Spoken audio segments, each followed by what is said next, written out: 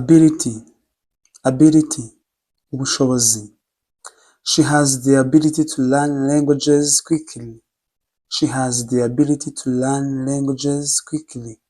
Afite ubushobozi bwo kwiga indimi vuba.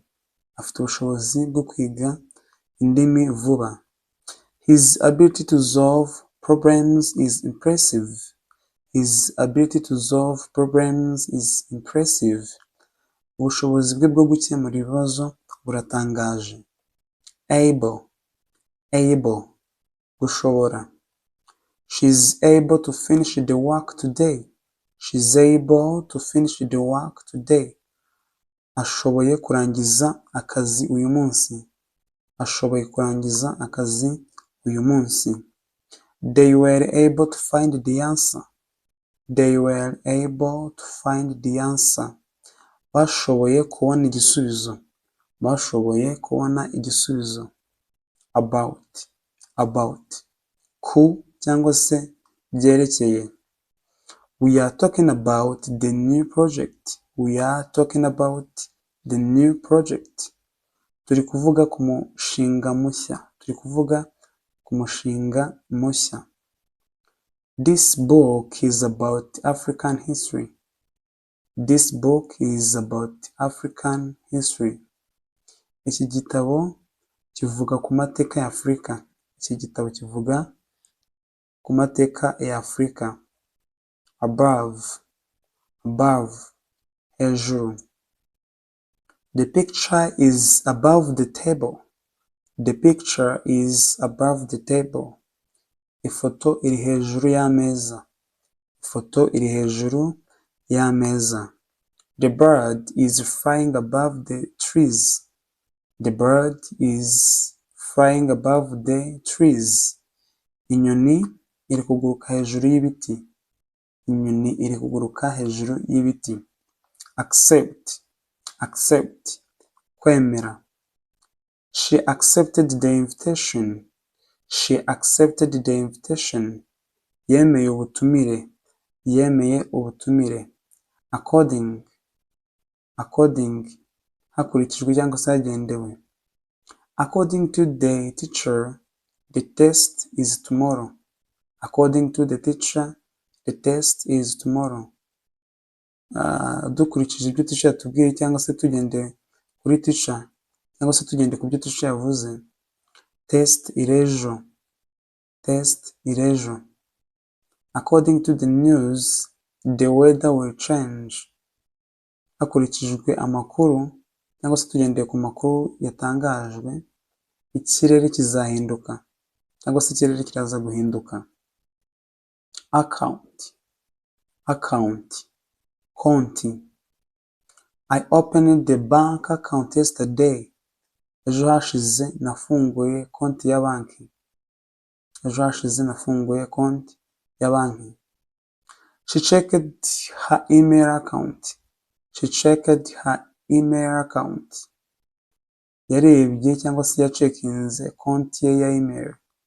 Yarebye cyangwa se yacekinze konti ye ya email. Across, across, hakurya cyangwa se kwambuka. They walked across the road. They walked across the road. Bambutse umuhanda n'amaguru. Bambutse umuhanda n'amaguru.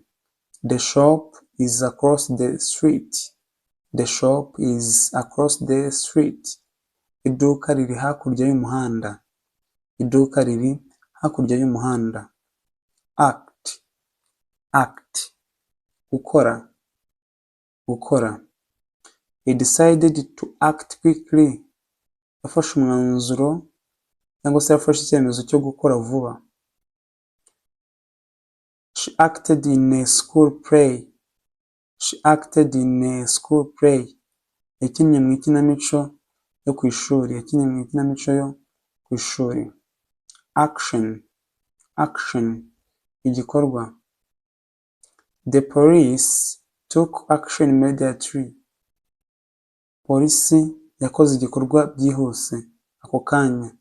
Polisi yakoze igikorwa ako kanya. Activity, activity, igikorwa. Reading is a good activity. Reading is a good activity. Gusoma ni igikorwa cyiza. Gusoma ni igikorwa cyiza. The teacher prepared a class activity. Mwarimu yateguye igikorwa cyo mu ishuri. Mwarimu yateguye igikorwa cya class. Actually, mu by'ukuri, actually. Actually, I prefer tea. Mu by'ukuri nkunda icyayi. Actually, I prefer tea. Mu by'ukuri nkunda icyayi. She is actually very kind. She is actually very kind. Mu by'ukuri ni umuntu mwiza cyane. Mu by'ukuri ni umuntu mwiza cyane. Add. Add guteranya cyangwa se kongera. Please add some sugar to the tea. Please add some sugar to the tea. Nyamuneka ongeramo isukari mu cyayi. Ongera isukari mu cyayi. If you add 5 and 3, you get 8. Iyo uteranyije 5 kuri 3, ubona 8. Address.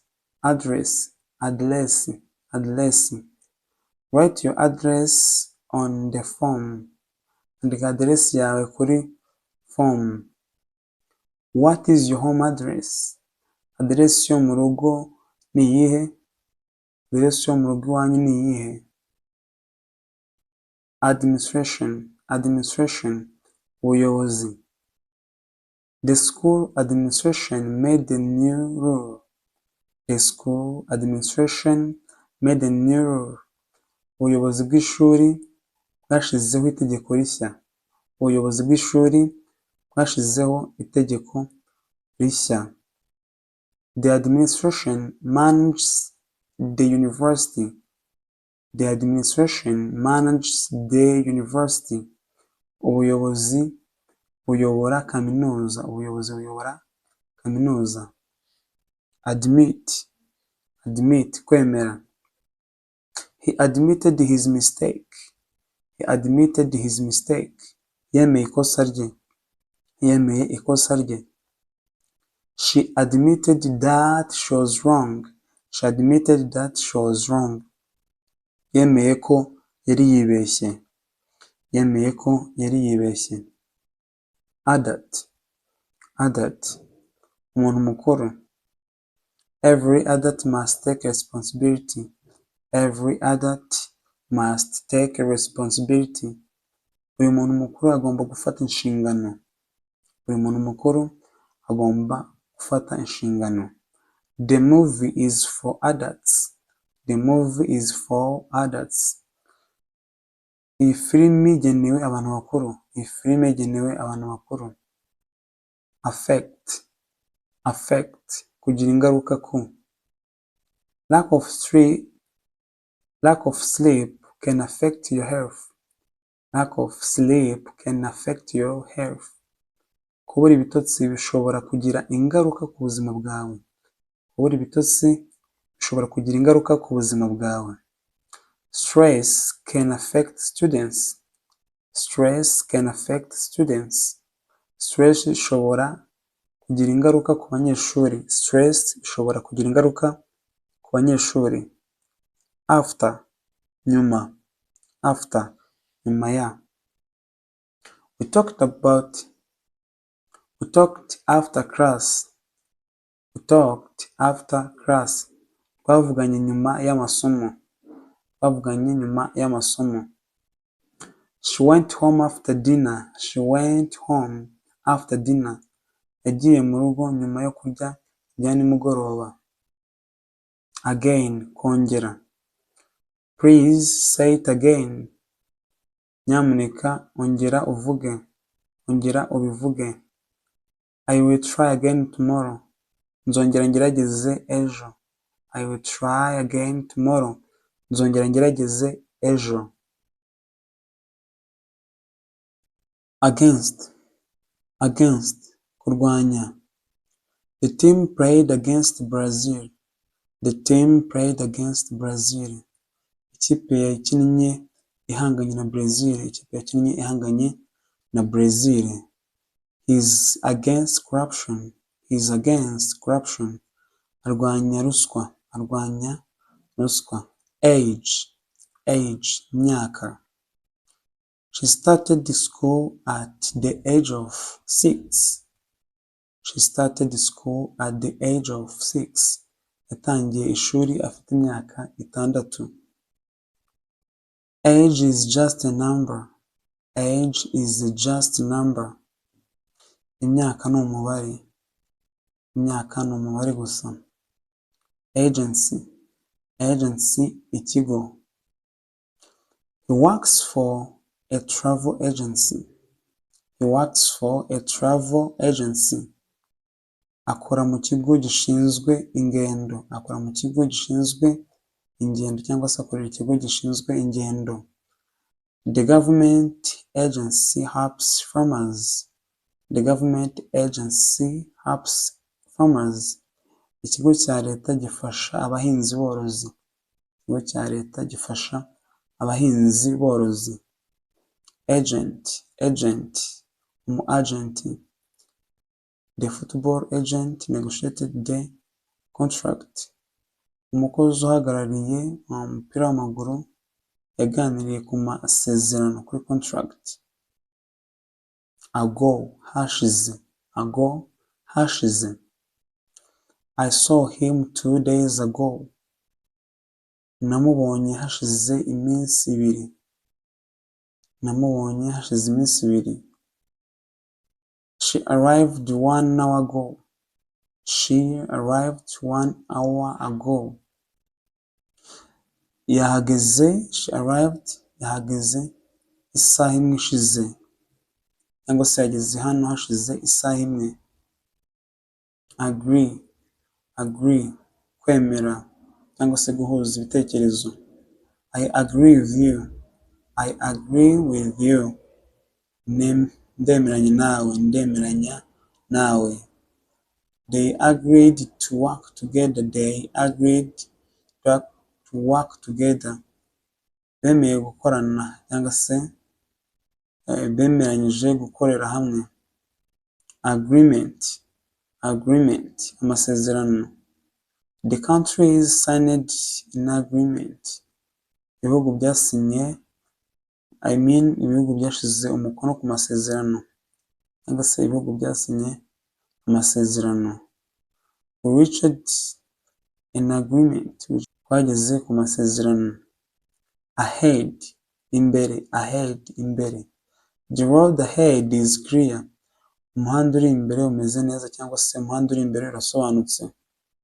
Look ahead when driving. Reba imbere mu gihe utwaye. Reba imbere mu gihe utwaye. Air, umwuka. Fresh air is good for health. Fresh air is good for health. Umwuka mwiza ni mwiza ku buzima. Umwuka mwiza ni mwiza ku buzima. The bird flew in the air. The bird flew in the air. Inyoni yagurutse mu kirere. Inyoni yagurutse mu mwuka. All, byose cyangwa se bose. All students must attend. All students must attend. Abanyeshuri bose bagomba kwitabira. Abanyeshuri bose bagomba kwitabira. She ate all the food. She ate all the food. Yariye ibiryo byose. Allow, kwemerera. The teacher allows questions. Mwarimu yemera ibibazo. Mwarimu yemera ko abanyeshuri bamubaza ibibazo. My parents allow me to study. Ababyeyi banjye banyemerera kwiga. My parents allow me to study. Ababyeyi banjye banyemerera kwiga. Almost, hafi. I almost missed the bus. Nari hafi yo kubura imodoka. Nari hafi yo kubura bisi. She almost finished the work. She almost finished the work. Yari hafi yo kurangiza akazi. Yari hafi yo kurangiza akazi. Alone, wenyine. Alone, wenyine. She lives alone. She lives alone. Aba wenyine. She walked alone at night. She walked alone at night. Yagenze n'amaguru nijoro wenyine. Yagenze n'amaguru nijoro wenyine. Along, uruhande rwa. They walked along the river. They walked along the river. Bagendeye ku ruhande rw'umugezi. Bagendeye ku ruhande rw'umugezi. He walked along the road. He walked along the road. Bagendeye ku ruhande rw'umuhanda. Already, yamaze. I have already finished. Namaze kurangiza. She has already eaten. She has already eaten. Yamaze kurya. Also, kandi. Kandi. She is smart and also kind. Ni umuhanga kandi n'umuntu mwiza cyane. I like tea and also coffee. Nkunda icyayi kandi nkunda n'ikawa. Nubwo. Although it rained, we prayed. Nubwo imvura yaguye twarakinnye. Although it rained, we prayed. Nubwo imvura yaguye twarakinnye. Although he was tired, he continued. Although he was tired, he continued. Nubwo yari ananiwe, yarakomeje. Always, buri gihe. Always, buri gihe. She always wakes up early. She always wakes up early. Buri gihe abyuka kare. Buri gihe abyuka kare. He always tells the truth. He always tells the truth. Buri gihe avugisha ukuri. American, umunyamerika. He is an American teacher. Ni umwarimu w'umunyamerika. He is an American teacher. Ni umwarimu w'umunyamerika. She likes American movies. She likes American movies. Akunda filime z'inyamerika. Among, mu. She sat among her friends. She sat among her friends. Yicaye mu nshuti ze. Yicaye mu nshuti ze. He is popular among students. He is popular among students. Ni icyamamare cyangwa se arazwi cyane cyangwa se arakunzwe cyane mu banyeshuri. Amount, ingano. He saved a large amount of money. He saved a large amount of money. Yabitse ingano y'amafaranga menshi. Yabitse amafaranga menshi. Drink a small amount of water every hour. Drink a small amount of water every hour. Nywa amazi make buri saha. Nywa amazi make buri saha. Analysis, isesengura. A scientist made an analysis of the results. The scientist made analysis of the results. Abashakashatsi cyangwa se abanyasiyansi bakoze isesengura by'ibyavuyemo cyangwa se by'ibisubizo. Her analysis of the problem was correct. Her analysis of the problem was correct. Isesengura rye ry'ikibazo ryari ryo. Isesengura rye ry'ikibazo ryari ryo. And na. She bought bread and milk. Yaguze umugati n'amata. We sang and danced. Twaririmbye kandi turabyina. Animal, inyamaswa. The lion is wild animal. Intare ni inyamaswa y'ishyamba. Children love animals. Abana bakunda inyamaswa. Another, undi cyangwa se ikindi. I need another pen. Nkeneye indi karamu. She bought another dress. She bought another dress. Answer, igisubizo. She gave the correct answer. She gave the correct answer. Yatanze igisubizo cyiza kiri cyo. Please answer my question. Nyamuneka subiza ikibazo cyanjye. Nyamuneka subiza ikibazo cyanjye. Any, icyo ari cyo cyose, icyo ari cyo cyose. Do you have any questions? Hari ikibazo waba ufite? Hari ikibazo icyo ari cyo cyose waba ufite? I don't have any money. Nta mafaranga na make mfite. Nta mafaranga mfite. Anyone, umuntu uwo ari we wese. Anyone, umuntu uwo ari we wese. Anyone can learn English. Umuntu uwo ari we wese ashobora kwiga Icyongereza. Anyone can learn English. Umuntu uwo ari we wese ashobora kwiga Icyongereza. Is anyone here? Is anyone here? Hari umuntu waba uri hano? Se hari umuntu waba uri hano? Anything, ikintu icyo ari cyo cyose. Anything, ikintu icyo ari cyo cyose. Can you ask me anything? Wambaza ikintu icyo cyose ushaka. Can you ask me anything? Cyangwa se hari icyo wambaza? I didn't see anything strange. I didn't see anything strange. Nta kintu kidasanzwe nabonye. Nta kintu kidasanzwe nabonye cyangwa se nta kintu gishyashya nabonye. Appear, appear, kugaragara, kugaragara. The sun appeared after the rain. Imvura, izuba ryagaragaye nyuma y'imvura. Izuba ryagaragaye nyuma y'imvura. She suddenly appeared at the door. She suddenly appeared at the door.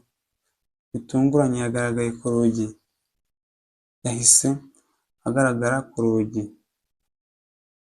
Apply, apply gusaba cyangwa se gukoresha. He wants to apply for a job. She wants to apply for a job, for the job. Arashaka gusaba akazi. Arashaka gusaba akazi. You should apply this rule. You should apply this rule. Ugomba gukoresha iri tegeko. Ugomba gukoresha iri tegeko cyangwa se ugomba gushyira mu bikorwa rino tegeko. Approach, kwegera. Approach, kwegera.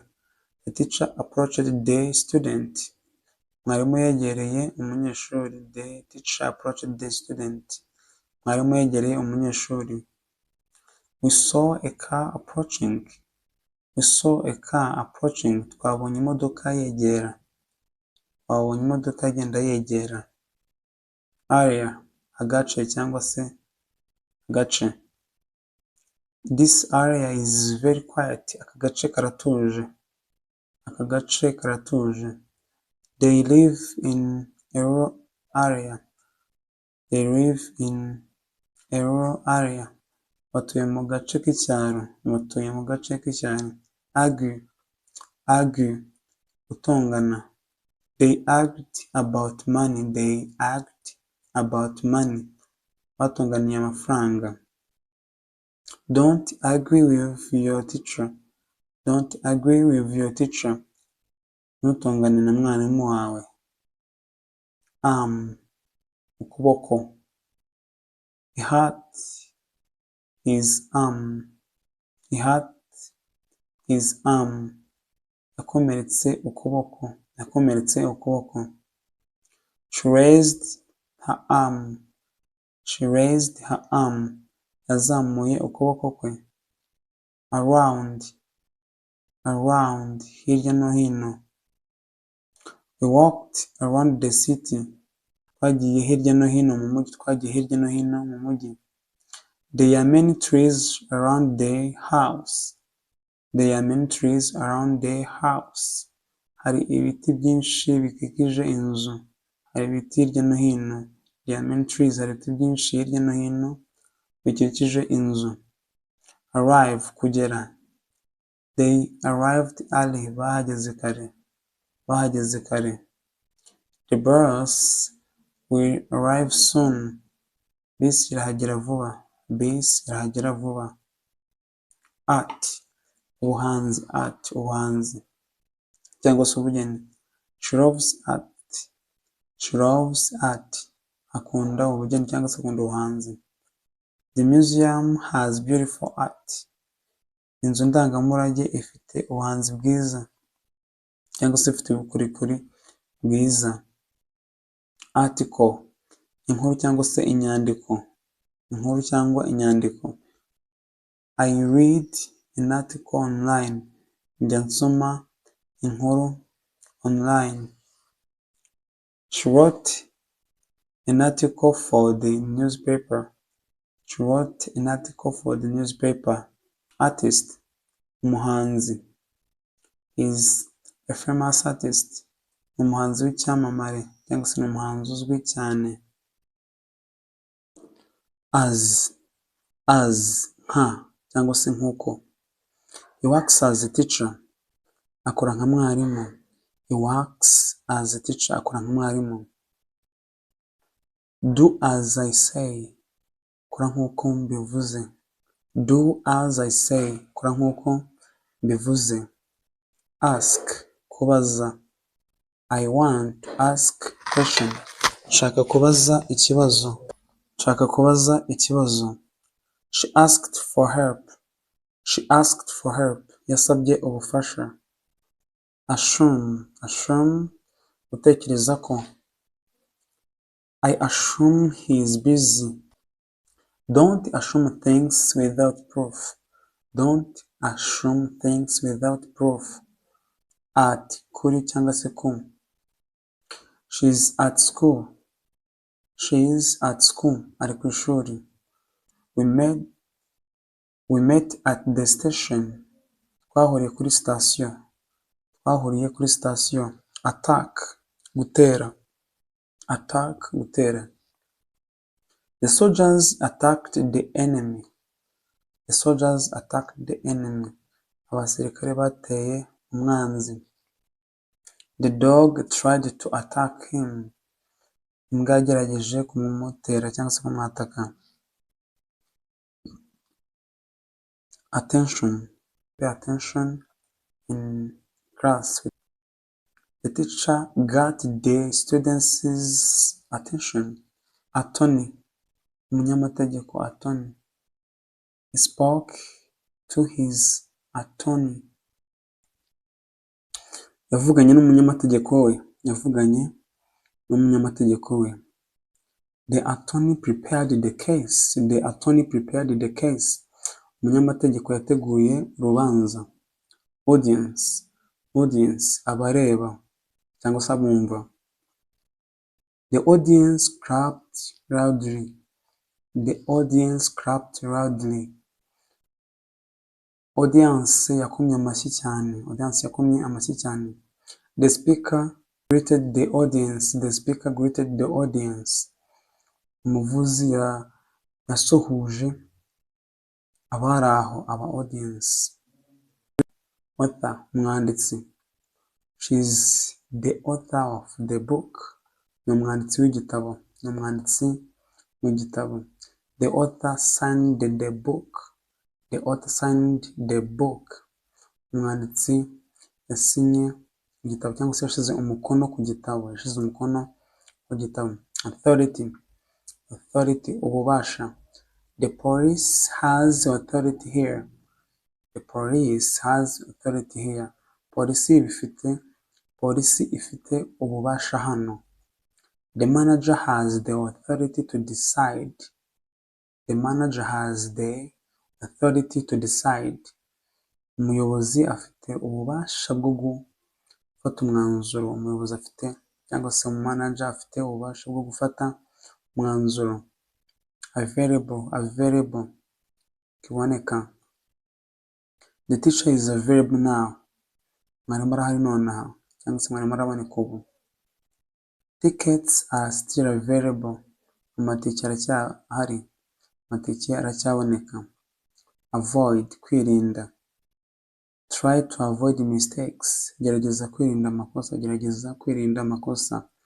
He avoided the problem. He avoided the problem. Yirinze ikibazo. Away, kure. Away, kure. He lives far away. Aba kure cyane. He lives far away. Aba kure cyane. She walked away slowly. She walked away slowly. Yagiye agenda buhoro buhoro. Yagiye agenda kure buhoro buhoro. Yagiye agenda kure buhoro buhoro. Baby, uruhinja. The baby is sleeping. Uruhinja ruraryamye cyangwa se rurasinziriye. The baby started crying. Uruhinja rwatangiye kurira cyangwa se umwana yatangiye kurira. Back, umugongo cyangwa se inyuma. Umugongo cyangwa se inyuma.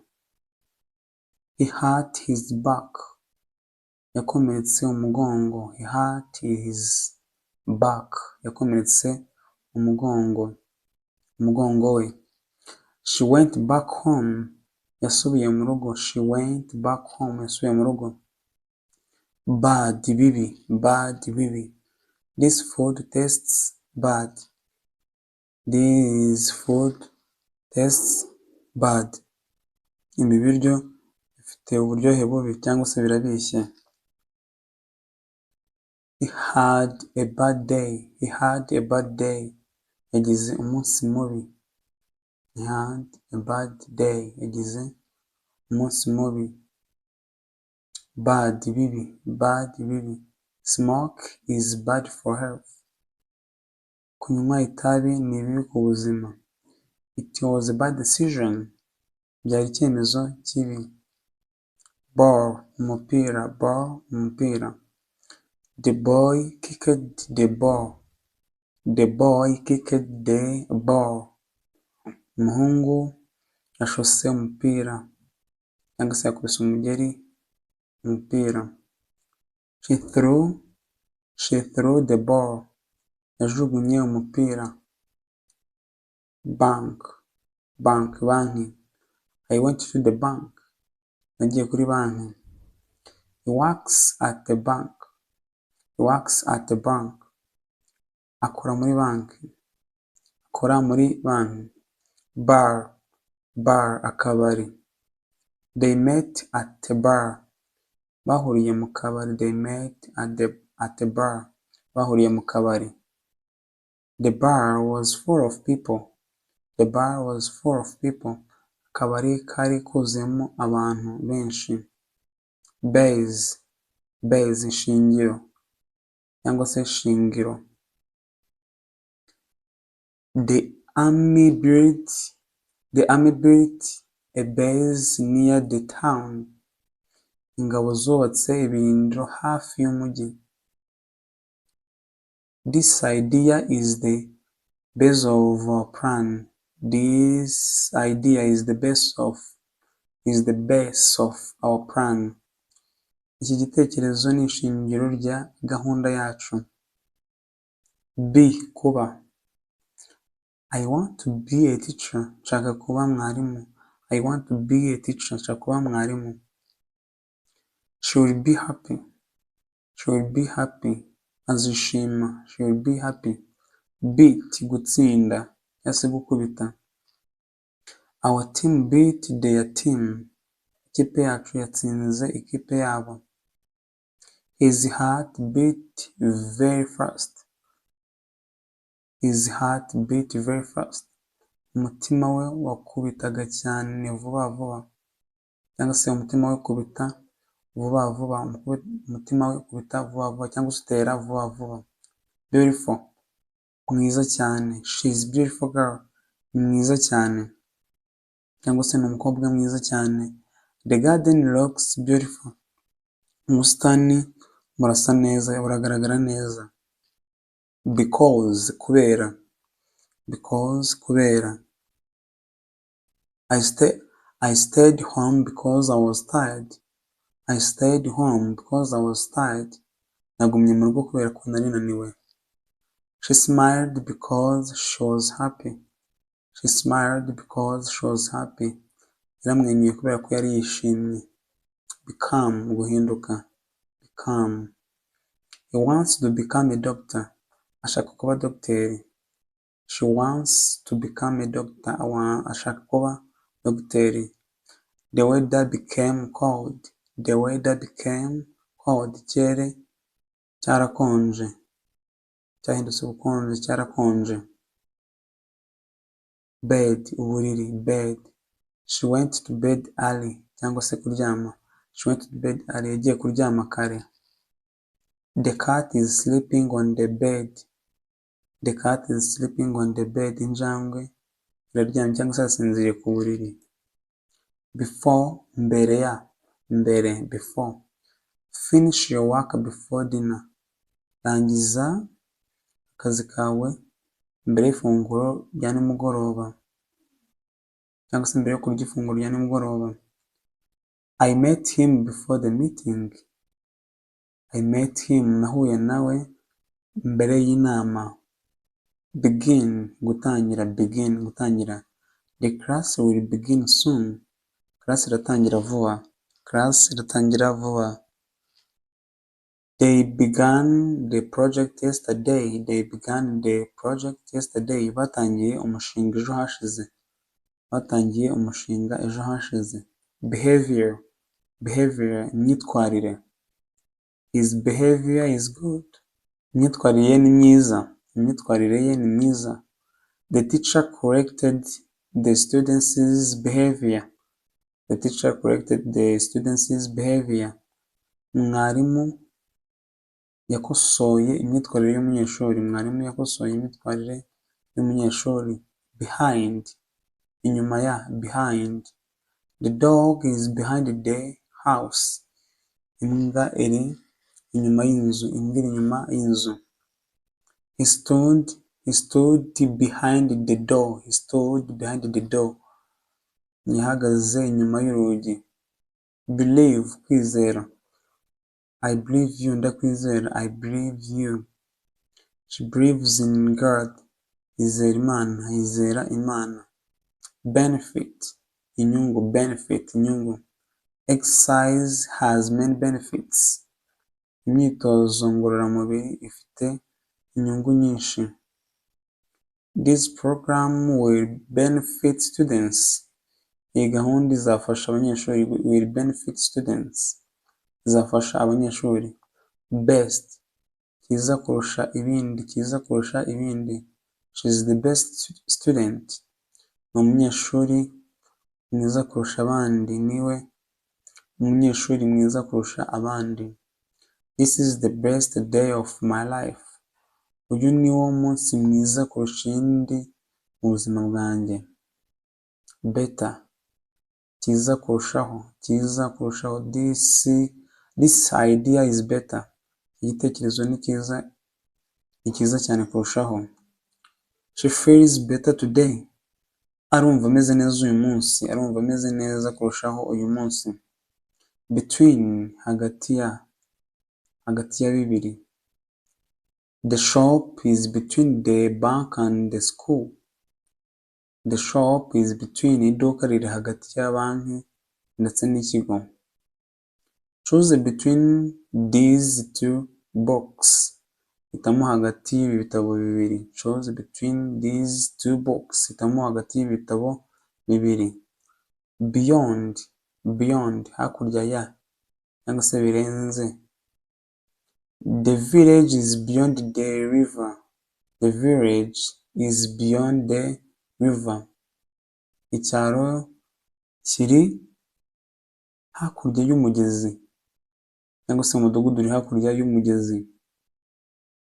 This is beyond my understanding. This is beyond my understanding. Ibi birenze uko mbisobanukirwa. Ibi birandenze, birenze uko mbyumva. This is beyond my understanding. Big, kinini. They live in a big house. They live in a big house. Batuye mu nzu nini. The elephant is a big animal. Inzovu ni inyamaswa nini. Bear, bear, inyemezabuguzi. He paid the bill. Yishyuye bill. Yishyuye bill, cyangwa se yishyuye fagitire. The waiter brought the bill. The waiter brought the bill. umukozi wo muri resitora yazanye inyemezabuguzi cyangwa se yazanye bill fagitire. Billion. The company earned $1 billion.